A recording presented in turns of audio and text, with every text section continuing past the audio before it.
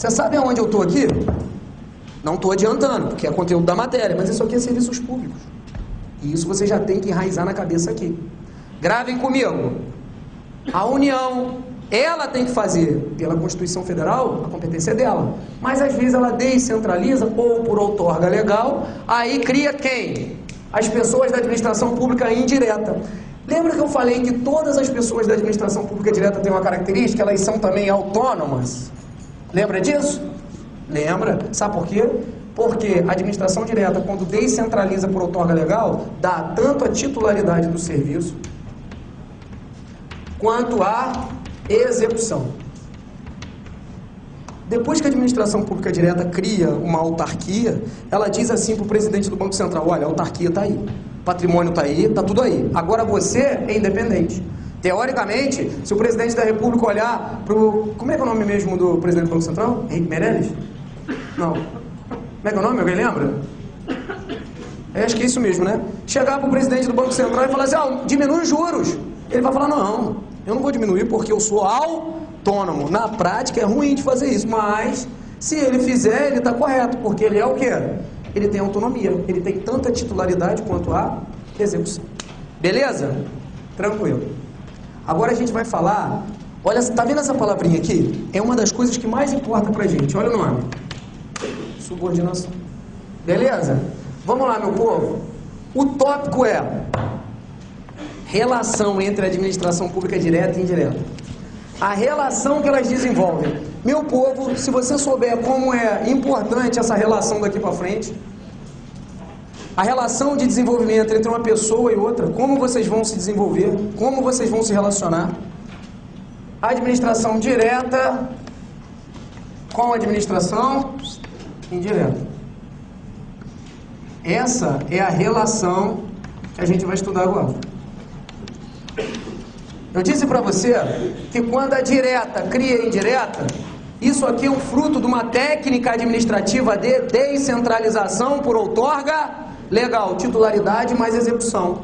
Se eu dei titularidade mais execução, elas são autônomas, têm o patrimônio, já nascem e já vão viver por conta própria. O nome jamais será, entre a direta e a indireta, de subordinação. Jamais. O nome aqui é vinculação. Alguém de vocês consegue visualizar a diferença clara entre vinculação e subordinação? Eu uso um exemplo, todo meu, às vezes dá para desenvolver mais o exemplo, mas nesse caso não dá para desenvolver, porque o exemplo é muito tosco. Eu vou falar só para que vocês entendam. Amigo, até os 18 anos de idade, até os 18, quando você tem 17 anos, quase tudo ou tudo que você faz, você tem uma relação clara de subordinação com seus pais. Por exemplo, quem tem filho aqui? Quantos anos seu filho tem?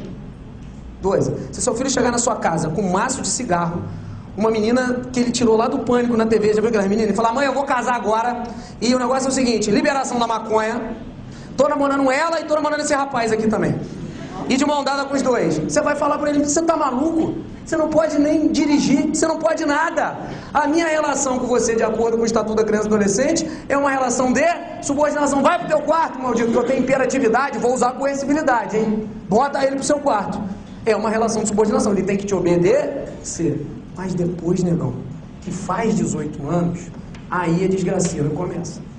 Porque ele passa somente a ter, não a subordinação, ele passa a ter só a vinculação. Eternamente você vai ser mãe dele. Ele não corta esse vínculo, corta. Você pode ir lá no cartório e dizer assim: você não é mais minha mãe?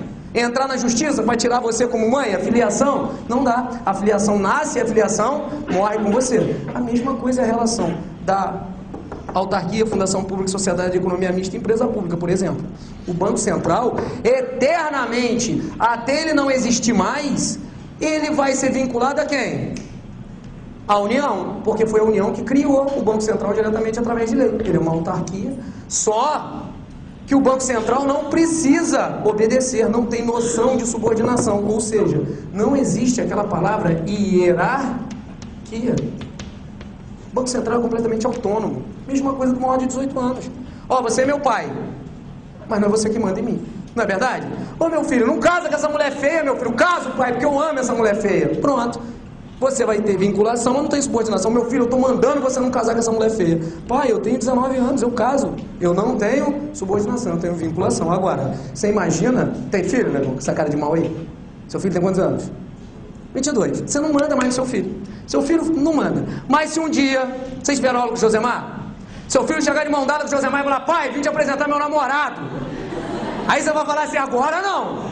Agora... é algo sobrenatural, eu não tenho subordinação, mas a vinculação que eu tenho a você me permite te controlar. Eu vou controlar você no aspecto, de finalidade. O maldito nasceu para namorar meninas e está fugindo da finalidade para que ele nasceu e está namorando meninos.